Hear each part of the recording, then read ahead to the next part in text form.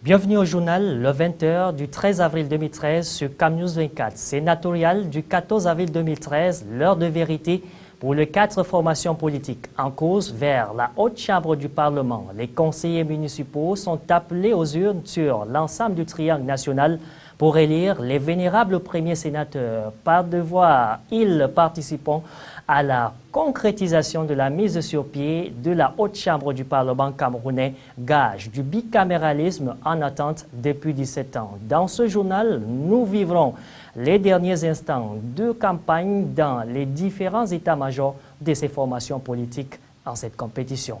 Et puis, affaire Michel Thierry Atangana, le dossier judiciaire dans l'impasse. Il attend toujours 6 mois après l'appel interjeté par ses avocats. Une situation qui ne fait pas les bonnes affaires du comité de libération du franco-camerounais, contraint de revoir sa stratégie. L'économie d'une rencontre avec la presse le 12 avril 2013 dans ce 20h.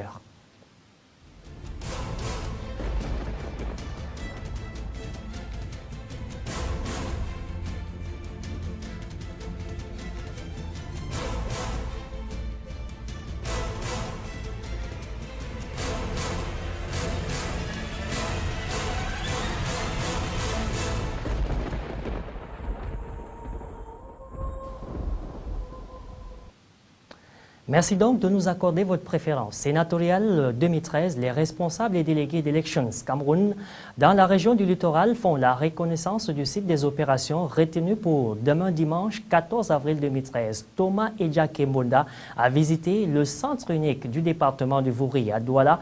Ce 13 avril, il était allé s'assurer de la mise en place effective de tout le matériel électoral prévu pour la circonstance. Compte rendu, Benoît Ndogmo, Donald Agnozoa.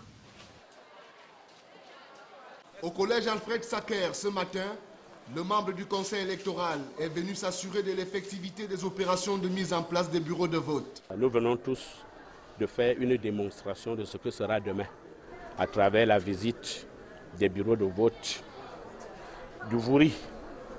Je viens de terminer une tournée. J'ai visité les 4 chefs-lieux des départements, notamment en Konsamba où il y a 6 bureaux de vote, à Aidé à 4, à Yabassi 2 et ce matin à Douala au collège Alfred Sacker 4. Partout où je suis passé, je suis émerveillé, pour ne pas dire très satisfait du travail qui a été fait dans le sens de l'organisation de cette élection qui doit se tenir demain. Toutes les dispositions sont mises en place, elles ont été prises et sont mises en place pour que demain soit un jour exceptionnel dans notre pays. Thomas Edjakembonda est ainsi entré en contact avec des observateurs nationaux et de l'Union africaine venus couvrir le scrutin sénatorial dans la région du littoral. Le membre du conseil électoral qui va visiter les 4 bureaux de vote aura droit à une simulation de la pose décelée sur l'urne. Aussi relève-t-il la responsabilité qui incombe au collège électoral. C'est pour cela que je voulais inviter les 957 conseillers municipaux qui forment le collège électoral de la région du littoral à se diriger chacun en ce qui le concerne au bureau de vote où il est inscrit pour choisir et élire la première cuvée des sénateurs de notre pays. Rendez-vous a été pris avec toutes les parties prenantes au scrutin le 14 avril dès 8h. Eh bien, dans le Vouri, c'est donc le collège Alfred Sacker qui sera le principal point de convergence des grands électeurs ce 14 avril 2013. Ces derniers ont la lourde responsabilité de poser le bulletin de leur choix dans les urnes déployées par l'organe électoral. Ici, le comportement des uns et des autres devra épouser les règles édictées par Elections Cameroun. Benoît Ndogmo, Donald Agnozoa, une fois de plus pour le compte-rendu. L'histoire parlementaire du Cameroun s'écrit ce 14 avril 2013 sur l'ensemble du territoire national. Dans le département du Vouri, région du littoral, le décor est désormais planté au centre unique de vote retenu pour cette première consultation. Dans l'enceinte du collège Alfred Sacker, les 4 bureaux de vote sont parés aux couleurs du matériel électoral. À l'entrée des bureaux sont affichées des listes qui dévoilent l'identité complète de chaque grand électeur.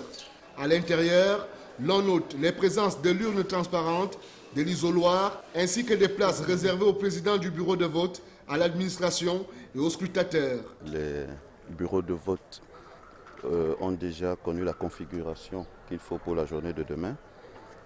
Il nous reste à recevoir les commissions locales cet après-midi pour la visite du site et pour le repérage.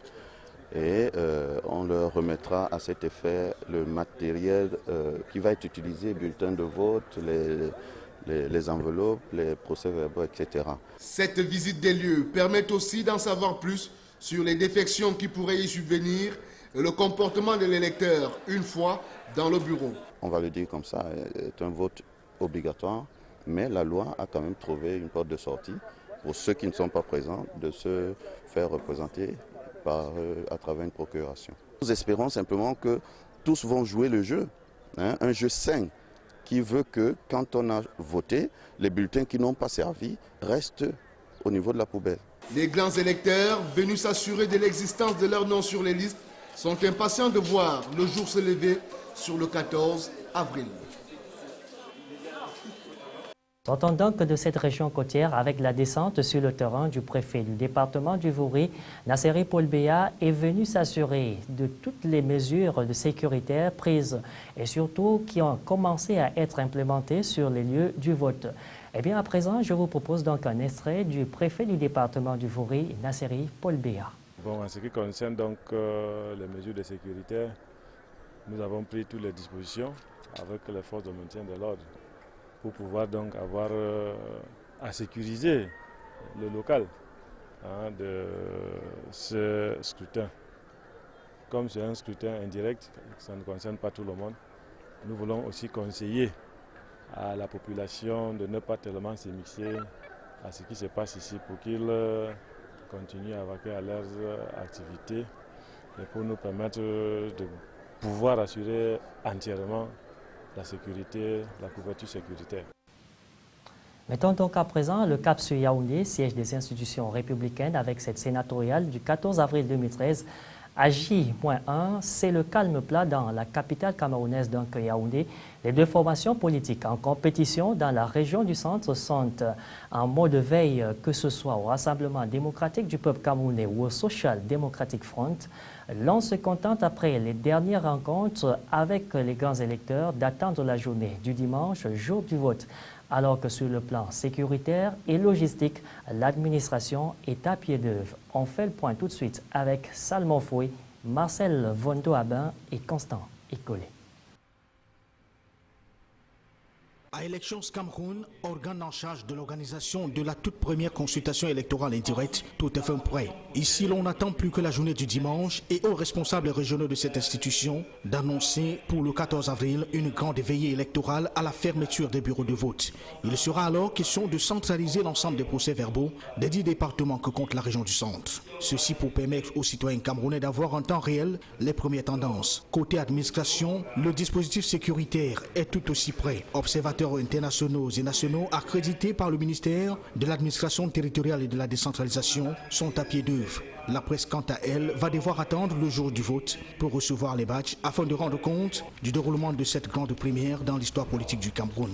Dans les rangs des deux partis politiques en course vers la haute chambre du Parlement camerounais, c'est plutôt un calme relatif. Au Social Democratic Front, l'heure est au bouclage de l'opération de charme et de séduction des grands électeurs. Et c'est par le département du Fundi que le parti des Ninjong Fundi termine son opération de porte-à-porte. Le Rassemblement démocratique du peuple camerounais, quant à lui, fait et donne les dernières consignes de vote, d'où c'est huis clos au palais de congrès de Yaoundé. Sénatorial encore, le vote a lieu ce dimanche selon le calendrier retenu. Pour ce faire, en prélude à ce scrutin, les membres du Conseil national d'Elections Cameroun viennent donc d'organiser une réunion préparatoire à laquelle prenaient part tous les conseillers municipaux des communes et les différents responsables des démembrements d'Elecam dans le département du Lom et Djerem. Des précisions avec Ernest Ateba, Roméo Tigan et Eric Ticheux. La salle de conférence de la CMPS, lieu de cette réunion, s'est avérée étroite pour accueillir l'ensemble des personnes convoquées par les révérends Dieudonné Massingams et Titi Noël, membres du Conseil national d'Election Cameroun en déplacement à l'Est. La rencontre riche en échanges aura permis à ces missionnaires de définir les rôles des uns et des autres, mais également exhorter les responsables des bureaux de vote à prendre en compte les erreurs qui se sont glissées sur l'identité de certains conseillers au cours des inscriptions biométriques. Nous avons donc décidé avec les membres du bureau de vote qu'ils doivent être compréhensifs et suivre la loi. Ils regardent votre carte d'identité et la liste électorale qui est là. Et s'il y a conformité avec le nom, vous devez voter. Pourtant, avant le lancement de la campagne sénatoriale, tous les responsables départementaux de l'ECAM avaient été instruits de revoir le nom des conseillers municipaux et corriger les erreurs qui se sont glissées lors des enrôlements. En marge de cette difficulté, il a été demandé à ces responsables de l'ECAM d'apprêter les bureaux de vote et de les équiper dès ce soir pour que dimanche, dès le lever du jour, que le vote soit effectif. Pour ce qui est de conseillers, il a été demandé d'aller au bureau de vote munis de leur carte d'électeur et de savoir que le vote débutera à 8h et s'achèvera à 18h. Rendons-nous donc à l'ouest, la région des Grassfields du Cameroun, avec donc les démembrements d'Elections Cameroun qui sont donc à pied d'œuvre également de ce côté et n'attendent plus que le dimanche, le jour fatidique. Reportage Medangoso, Stéphie Mbonjo. C'est une première expérience pour le Cameroun, mais aussi pour Elections Cameroun.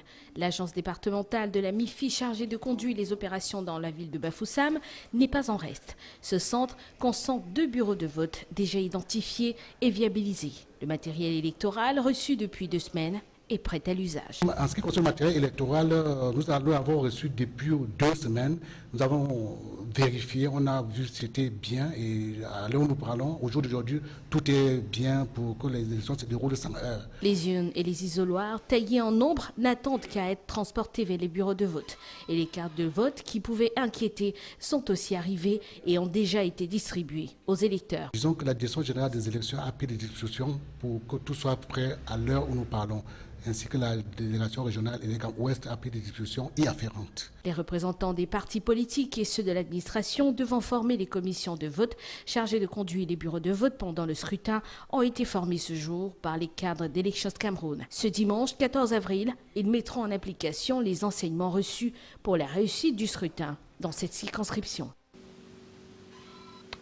À quelques heures donc seulement de l'échéance, également l'heure fatidique, l'heure est également au dernier réglage dans le nord-ouest. Après avoir effectué donc le tour des départements que compte la région, c'est dans la Mésame que la tête de liste du Social Democratic Front a clôturé sa campagne ce samedi. Il était question pour le chairman Ni John Frondi de convaincre les électeurs du dit département afin que ces derniers votent à 100% la liste de son parti, soit transmettre à ses partisans un message de paix, d'amour, de cohésion sociale. Ce meeting a non seulement connu une forte mobilisation des membres du SDF et des conseillers municipaux du parti, mais aussi la présence des membres de la mission d'observation électorale de l'Union africaine, les conseillers municipaux du Social Democratic Front, des arrondissements de Bamenda 1, 2 et 3 de Santa, Bali, Bafouté et Touba ont massivement effectué le déplacement pour assister à ce meeting. Le chairman n'a pas manqué de certifier publiquement qu'il a demandé aux électeurs du SDF de la liste retenue dans le littoral de voter pour le rassemblement démocratique du peuple camerounais, car, dit-il, je cite, « Nous devons voter des candidats de notre choix et non pour ceux qui nous ont imposés ». Fin de citation. À présent, le regard des différents électeurs sont tournés vers le 14 avril qui frappe presque aux portes.